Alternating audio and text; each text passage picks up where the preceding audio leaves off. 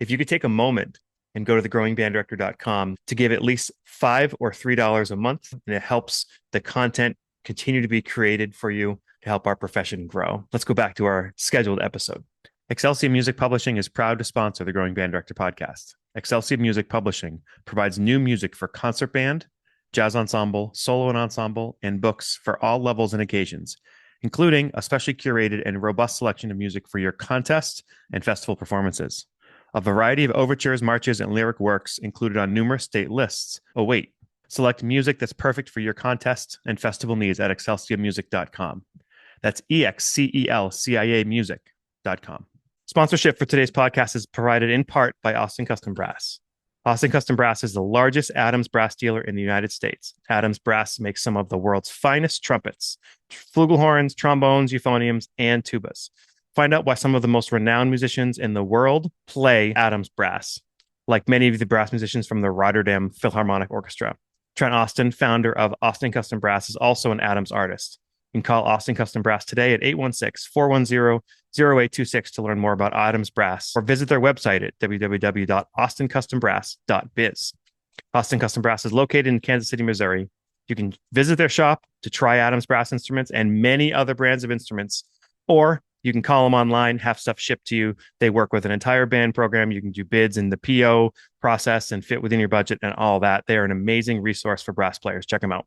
Welcome back to the Growing Band Director podcast. This is episode number 244. I'm here on Valentine's Day recording with Patrick Towey. Patrick, how are you? I'm doing well, thanks. Beautiful. Happy to be here. A great segue of talking about Valentine's Day, and people are hearing this at, in the beginning of April, but life is good. So we're going to talk today about replacing a legendary band director, replacing a longtime band director. Before we get into that, tell us a little bit about, where you teach, what your kind of career has brought you to this point. Sure. Well, I am currently based in the Buffalo, New York area. That's where I was born and bred. I currently am the band director at Kenmore West High School, which is right outside of Buffalo, New York, first suburb there. I direct the three concert bands here, our wind ensemble, symphonic band, concert band. I teach all the brass and percussion lessons here. I also do some jazz combos as well. And then I also teach a little bit over at Kenmore East High School, the other high school in our district, just helping with the instrumental lessons there and the big bands. So that's where I'm at. So who did you? Sorry. No, go ahead. I've been with this district now 3 years. Yeah. Great. So who did you take over for? Well, the gentleman I took over for here, Ken Belote, he was the band director here for 34 years. In fact, I think he started teaching here at Ken West before I was born. And he was a percussionist, and he did very much the similar job in terms of the aspects of what was involved in the position. And this current one. I had previously taught in another district where I had filled in for another longtime band director as well. Yeah. So let's just kind of get into it a little bit. So I guess getting to know and immersing yourself in the community is really a key to all of this, right? So I guess I'm going to go backwards for a second. You're saying, okay, I just got this job. I'm replacing somebody who's been there 30 something years. What's like step one? What's the first thing to start thinking about as you're going to take over one of these jobs? It's interesting. I think back. So my first job was in Plattsburgh, which is in northern New York, just near Burlington, Vermont. It was at Plattsburgh High School, 6 hours away from where I grew up. So I really didn't know the community at all, and here I was fresh out of college, just looking to start this first gig here, really excited about a high school gig. And honestly, one of the first things I did when I got there was I just drove through the community and I just took a look around and I kind of observed like different landmarks there, different neighborhoods, just to give me an idea of, kind of the demographic I'm Mm. serving. Um, Things that seem important to the community, different, like I said, different landmark buildings, different statues, see what the music venues are in town. And that was actually the very first thing I did when I was getting ready. I just went up there for a little while to check the town out and meet with the principal and all that good stuff. And interestingly enough, when I came back down here, I was up there for 6 years before I started in this current position. And even though I'm more familiar with this area, I still went about the same process. Just taking a look around, seeing like what's important to the people, seeing like what their backgrounds might be based on just the way the community looks. So that's always like my step one, Mhm. um, just to get a little kind of visual element to it. So once you kind of drive around the community a little bit, so how do you get to know the school culture better as you start to enter that? Sure. Well, I was very lucky in my first position in that the previous band director had left a binder for me. Mm. And at the like the very first page of the binder, she said, "Call me anytime." And left her phone number, and she just lived down the street from the school. And so I gave her a call, and we probably sat for like 2 or 3 hours or so, and she just talked. It was very nice. She was very open about what the school meant to her and the different experiences that she had within the music department, and just lessons that she learned along the way. So I think that was something that was very valuable to me to learn from that person who had walked the walk for the past over 3 decades. And going off of that as well, that first district I had, it was a small music department. It was only 7 of us in the whole district, and it was very tight knit.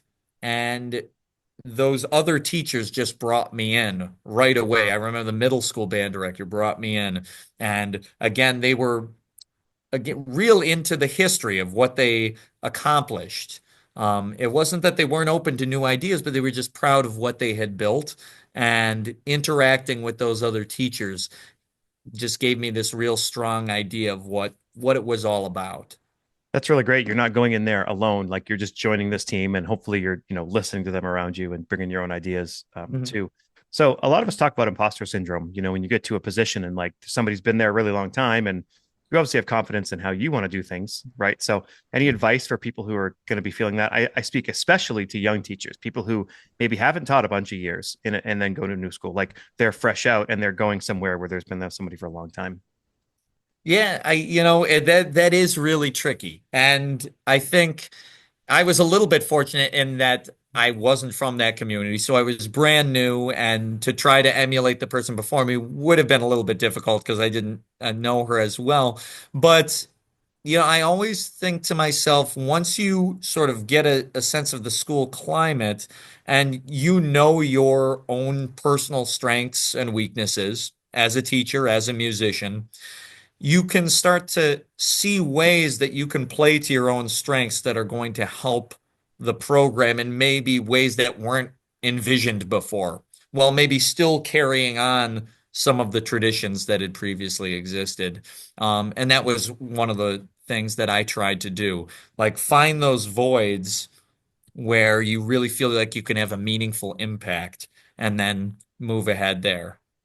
So sort of a thought around when I was talking to somebody at one point on one of the podcasts, they said only change what you have to change. Only Mhm. change like the non-negotiables, and Yes. then basically look at it from the seniors' point of view. This is their last year. This is their band more than it's Right. your band right now, right? No matter Yeah. what you think. So So keep true. as much the same as you can. So what are some examples of some things that you did change the first year, and maybe some examples of some things that you decided to keep for the students, at least in the short term?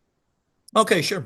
Well, one thing I noticed was like with the jazz ensemble, with the big band. In the past couple of years, it had switched over to an adjunct position. So somebody else, and because it was somebody that wasn't really connected with the district, it switched to like a nighttime rehearsal. And I guess it was just starting to get a little bit more sparse because, as we know, kids are busy. They got a ton of activities. Sure. So I switched it back to, at least I know in New York State, the more traditional model where we meet before the day starts. Um, and at that school, our school day started at 8 a.m. So I was like, oh, this is perfect. We'll meet at 7, and twice a week we had these hour-long rehearsals, which was beautiful because I'm now learning as I've gotten further into my career that getting these hour-long jazz band rehearsals twice a week before school with the full big band, like that was something that, is not all that common that you get that much time with them.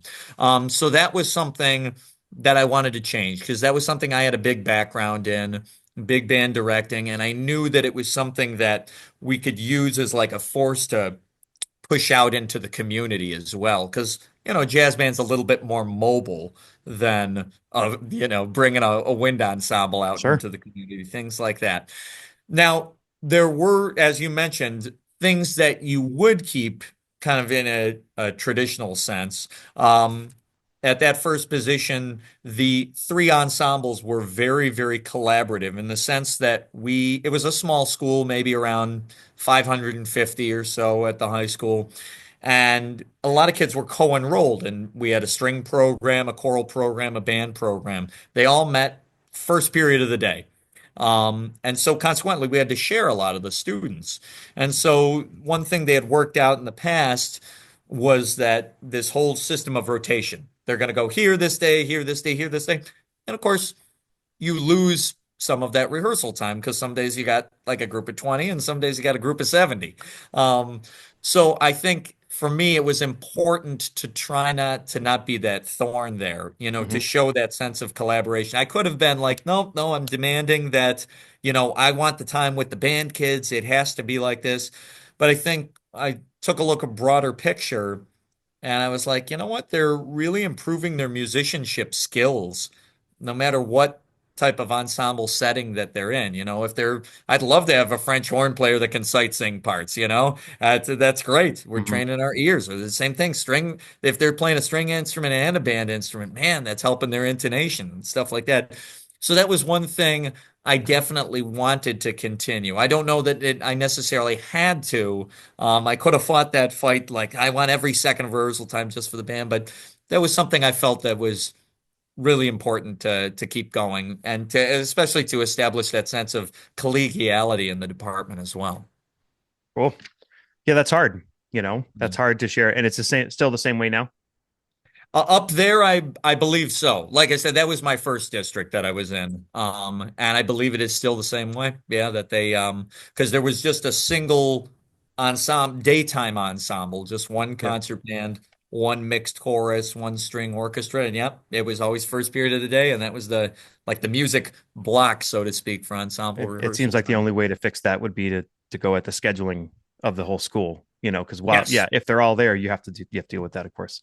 right. So a little bit of a tangent here, if we could. So Yeah, sure. lots of experience directing big bands. You're a Yeah, piano player by yes, trade. So couple piano band related questions. One, sure. um, some advice that comes to your mind right away for band directors who maybe are not legit or experienced teachers of jazz piano within a big band setting. Sure. Uh, first off, make sure that the kids know that they don't have to play every note because I always say, like, I did a middle school jazz band where I did the middle school jazz band, I did the high school jazz band, then I did the combo groups. And one thing I always noticed with the middle school jazz band is the rhythm section parts rarely get any easier. There are Hmm. certain charts out there where the rhythm section parts get easier.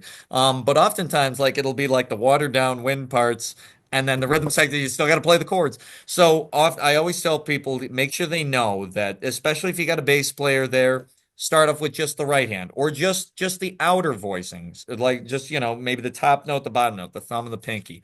We'll start with that. I also have like several charts I use to kind of streamline the process of teaching piano players voicings. So like I have this one chart that shows like quartal voicings.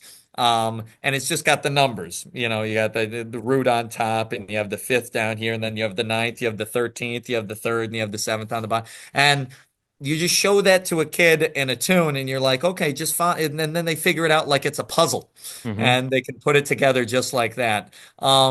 So I try to use like those charts that I have made for like showing them comping chords, stuff like that. And then um, let me think about other things I use So let for me just piano. ask a follow up. How do you, well, if for someone who doesn't know, I think I know the answers, but Yeah. what, or maybe I don't. I'll find out here really soon. How do they know what not to play, or how do band directors, when they look at a piano part, there's a lot here. How do they know what they have to play and what they don't have Mhm. to play? Sure. I think, well, sometimes you see a little bit busier stuff happening in some of the piano, but maybe it's a section that's not comped. Maybe it's you can listen and like I'll analyze the score and see like, okay, well that's really doubling the wins there. Okay, so maybe the piano player can kind of lay out in that section because the wins are already kind of doing the primary heavy lifting there. Sometimes you'll see like little written out fills, and it'll say fill, and it'll have something more elaborate written out. But I'll look at it and be like, oh, you know what? Maybe we can get away with just like an octave thing. Mm-hmm. Maybe it was supposed to go like ba diddly dee la ba dee doo da. Maybe you can just get away with like two octave G's, and you go ba boo boo da da, and you still have the fill there, but it wasn't so complicated with the kids, trying to like count it Yeah. out. Like, do I use my third finger? So maybe like if you see something important like that, it's going to just take some rewriting, just something simple that fills the space. It sounds tasteful, but it's not overwhelming. Like they're trying to, because it's just a little fill. It's just a little decoration. I'm glad you hit on the full band stuff because I do that right away, even with my top bands. Because I have kids now, if they can play anything, fine, whatever. But Yeah, for the kids who really have to, like, okay, what am I going to practice first? Like, if yeah, the band is playing, you don't have to, yes, like if yeah, you're playing, don't do it.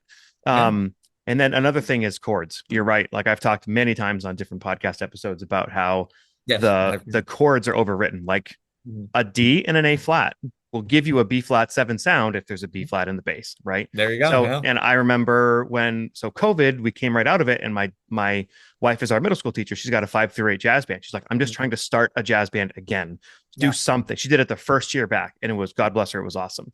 And so she does it, but she's like, I don't have a piano player. Like, there's nobody to cover piano. She's like, our daughter is a fifth grader. Like, she's taken piano lessons since she was 5. What can I use her? I'm like, you have nobody. Like, Go let her for do it. it. So all of a sudden, our older than 10-year-old daughter is like playing in a middle school jazz band. And she's looking at all these charts. She's like, I can't, I didn't even give her the original part. I'm like, you don't, I know she's not going to Yeah, read all this. So I totally. literally started with, okay, I rewrote every piano part. I'm like, I don't even care Yeah, what's written there. I just wrote something on Sibelius that I know was going to work. exactly. So I would just, for people who are thinking, oh, this might be too hard, it's probably too hard. It And, probably is. and I would just urge, if you don't know how to rewrite a part, find someone in your educational life Yes. who knows how to, or reach out to Right. you or reach out to me, and Sure. we'll help you out. So Yeah, simplify by the part. by all means. Yeah, that's something, I've always felt fortunate being both a rhythm section player and a wind player, and that I didn't have to be that band director that shied away from the rhythm section. And yeah, I'm always willing to help people in terms of having that, just a simple but stylistic approach to getting the job done and staying out of the band's way, but still complimenting the group. I do want to mention, just as a quick plug, if anybody like wants more of this jazz piano hands-on stuff, I did an episode with a good friend of mine, Jake Sturdivant, who's a local band director and piano player like you. I think it was episode 167, and it's like all he literally sits down on the piano and we talk about all these voicings and how to do this. A whole episode people should check out.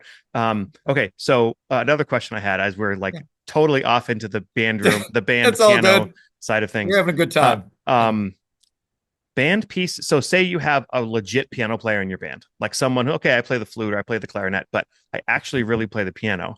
Are there any pieces that jump to your mind that you like to do with a band that actually have very cool piano parts? Sure. I actually just did one with the big band over at Kenmore East, and it is Eric Morales' Crescent River Ramble. It's like this New Orleans style, like just kind of party tune. It's pretty long for like a jazz band tune. I want to say it's like 6 minutes, 6 or 7 minutes. Yeah. And it's got all these like really cool little fills in the beginning while the bass is doing, the classical boom boom, da boom, dum da dum dum dum, and like the piano's just like doing all these little like chord clusters and stuff like that. Hmm. It's a ball if you got a piano player. If you have if it's a younger group, there's a like a rock ballad, and I honestly can't, I haven't done it in a while. It's called Ivory Moon. And it was like it's a barn house. And it's only like maybe like a grade two piece. Um, and that's got a nice, just rock ballady exposed piano part. Um, the only other one I can think of, because now you got my mind going, is through Sierra Music. You know, they have the Radiohead Jazz Project Sure. where there's all those different Radiohead charts. And I remember one year at Plattsburgh, we did Paranoid Android. And in the middle of the section there, there's just a whole band break, and it's just a fermata, and it's just this open piano solo. And I had this girl at the time who was like, I'll put it in NISMA, New York State terms. She was like a level six, our highest level player. And so she was kind of playing around in minor, and then all of a sudden, like that year for the solo festival, she was preparing a Chopin etude, and she just starts going into the Chopin etude, and then weaseling back around, and then it eventually segues into like this chordal vamp where the winds start re-entering Mm. and stuff like that. So that one's a really cool one. If you just like have someone that really can play and be creative and stuff like that, there's just this whole open section for the piano player there. Cool. And what about on the concert band side of things? There's a piece I think of called Dream Song that I've played on the podcast before by Richard Saucedo, which has like kind of a piano feature part at the grade two level. That's cool. Anything else you think of on the concert band side of things? On a concert band, there's a fairly substantial piano part in Midnight on Main Street, the Brian Balmages. But again, that's probably for like your top group. Um, I think maybe for a slightly younger group, Into the Clouds, the Richard Saucedo, Yep. it's like a textural piano part, but it's still pretty cool. Like if a kid can play, I think it's mostly doubled in the percussion, but it's still pretty hip. On the concert band end, those are like the first two that come to There's mind. another one that I think I know the title of. It's by Tyler Grant called River Poem, I think. It's like a Okay. grade two and a half ballad with a very cool kind of like Twilight sounding piano thing. So, like Okay. you can tell I have an eighth grade daughter. Like I go to Twilight Yeah, right away. you're right. Yeah, you go to the Twilight first. All Yeah. right. So we're going to take a hard left back to Yeah. replacing a longtime Yeah. band director. Understanding the traditions and the school culture and being willing to listen. Can you give us some examples of that? Yeah, sure. You know, this was kind of an interesting experience I had, and I guess I keep relating back to my first position because that's the first time you experience all this. Um, so I've done a lot of pit orchestras in my career. And when I first got to the school, I always had this understanding that. And in a school, the choir teacher does the vocals for the musical, the band director does the pit for the musical. That's just kind of how it works. And I found out when I got to this school that they had this long tradition of the kids running it, like just totally run by the kids. And I was like, wow, because I mean, you can imagine like just Mm. giving them free. I think they had like just a faculty advisor. And so that first year, I spent some time like learning about it and listening, and I actually wound up playing piano for the show. And my student that was conducting, I think they did Grease that year, and he was a tremendous saxophone player. And I remember once telling him, I said, you would really better be served by playing saxophone because they could really use you. I said, in Greece, you don't really need somebody with a stick, you know, just beating the four pattern on every Just a rock blues note. baby. Yeah, exactly, right? It's 1950s. You only got like three forms of tune that you could possibly have. Um, and so like I kind of just sat back, kind of understood the rationale, but then by the end of the and I definitely bumped heads with some people, in terms of the process. Like anytime if I overstepped, they were very sure to tell me, no, no, no, no, it's just the kids. You're not supposed to be doing anything. And so yeah, we just listened and figured things out. And then I started to sort of say, well, what if we tried it a little bit more like this? And, maybe if like I'll kind of co-run rehearsals or we'll kind of tag team and it'll be sort of like a mentorship. And it gradually sort of evolved into more of a traditional model. So by the time I had been there for 6 years, we had kind of gone back to the traditional model, but it took some patience on that end because that was something that was so steeped in the school culture and that school tradition that like that the musical productions belonged to the kids, even Mm. though, you can imagine, the way they selected the kid to who was going to be the conductor was just sort of like by a vote. And you can imagine if like one of your third trumpets, somebody just on the end just have it like, I'm the conductor. And if you're doing something like West Side Story, well, that might be a little bit of a Good little bit luck. of a train Good wreck. luck. So thinking about when you take over a position of things that you insist on, because you're like, I am a new person. There are some things that, are non-negotiables for me. Yes. One of the things that I dealt with in my current position, because I didn't take over for a legendary person, but twice did I take over for a legendary person 2 years removed. So somebody had come in, kind Yeah. of, bit the bullet, so to speak, and like had real issues. And then I kind of came in after that in both instances. And one of the things that was big for me was in the tradition of the school I'm in now, Westbrook, it used to be like a all marching band school. Now we still, for our state, are extremely involved in marching band. It's something we do a lot, but jazz band is very big. Wind ensemble is the center of what we do, and we do lots of other things too. Um, but because marching band was so big, that's who did the parades. The parade was the marching band. Well, Okay. when I took over, there actually was not a marching band, and we were told within the first month of being there, "Oh, you're going to start a marching band. Oh, it's happening now." That was a fun experience, but it was one of these like, I'm not going to put 12 kids out and say this is our band in front of the entire community. Like this is the biggest performance of the year. There's thousands of people at the parade route. They're not coming to our concerts. We Yeah. have to look good and sound good. So I was insistent the first year. No, the band marches. This is like a band thing. If you're in the band, you're marching in the parade. Yeah. Like that was something that I was willing to I was willing to die on that hill because I knew it was only going to go backwards the way that things were going in that school. Sure. So that first year was tough because there was Yeah. kids who were like, I am not going to be in front of I'm not going to go wear a uniform in front of, so you have the discussion about things like, okay, this is Memorial Day. Yeah. These people died Yeah. wearing a uniform for your country. So So true. you are wearing a uniform for your school representing, well, some kids still, it was like this culture that I knew I wasn't going to win over every kid that year. But Sure. the next year, I only had a couple kids who really had a problem with it. And the Yeah. third year was like one kid. And now it's like, whatever. Like it just is what it is. Oh, I have soccer. Okay. Well, that's too bad. We're going to miss you. But there's none of this like, I'm too good for this or whatever it is. And so to me, that was like an insistence. I was like, no, what we do as a band is this. This is something that we're all going to do. And I had to find music that was like workable, that was not Washington Post because I love that, but like we Yeah. can't play that sitting down sometimes, so let alone moving. So anyways, long story, but maybe something in your program that you said, you know what, this is something I'm not going to relent on.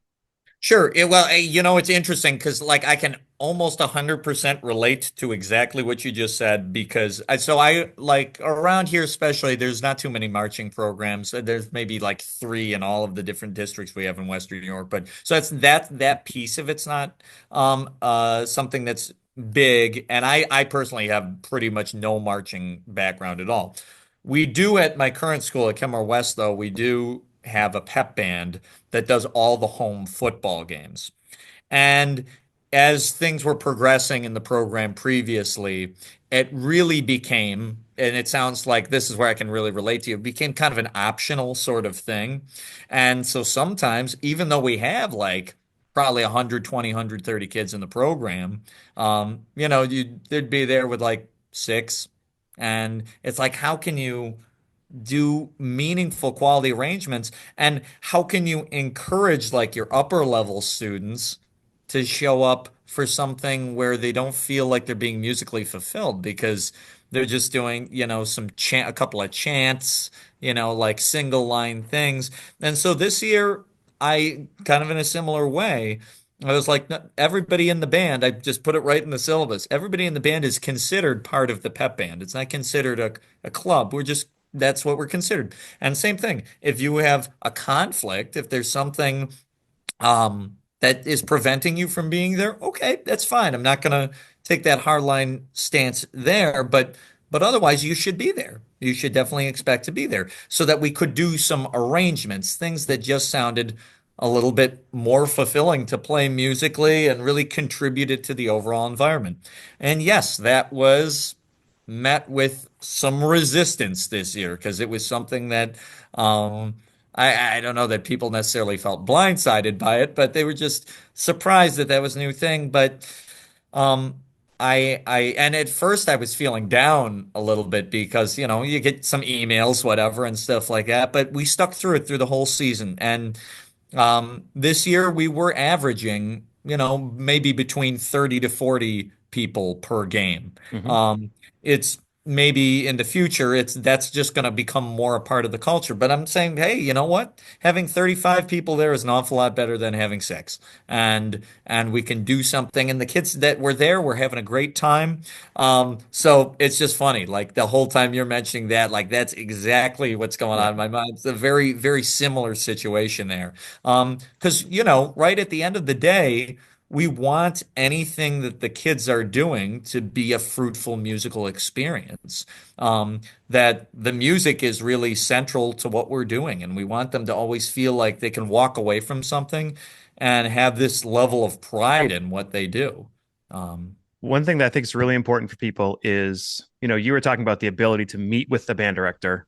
mm, Obviously the best way to do it is to have somebody take over who's already teaching there, yeah. right? Or, okay, there's one band director, but for 1 year, we're going to hire a second band director. We're going to invest in that. They can learn the whole year. Obviously, that's like the golden way to do it. And a lot of schools do not see eye to eye on that because that's a lot of money. I understand that.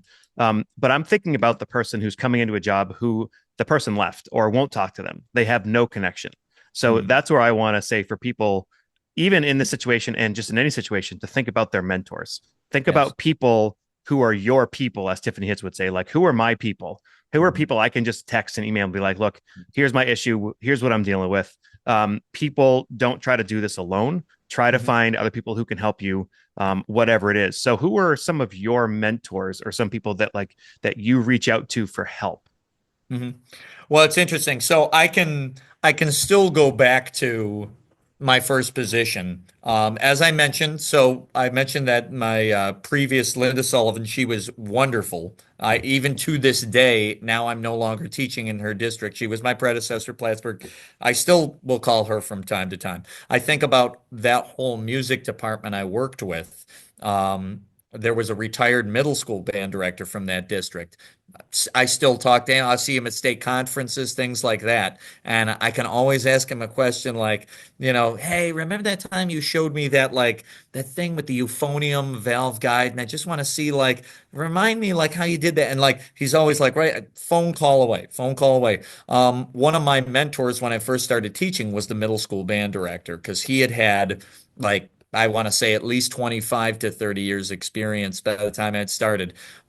I still, again, we don't work together anymore, but I still turn to him.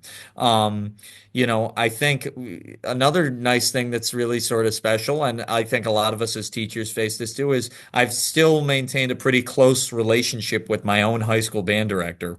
Um, and, uh, and now I live back in the community that I grew up in. And so, I can ask him just about certain things. Like sometimes me and him will just like talk about music stuff. Mm-hmm. He was really the first one that introduced me to big band jazz, and that was something that was huge in high school when I was in high school. So I can still turn to him. Um, and then I think there's always a sense of growing our network. Even as we go through, like we'll find somebody that we just have a conversation with them at a conference or something like that. And we find that we can turn to them for different things. Maybe it's like a repair tech. That's for me, that's always been a lifelong journey was just to try to incrementally improve my repair skills.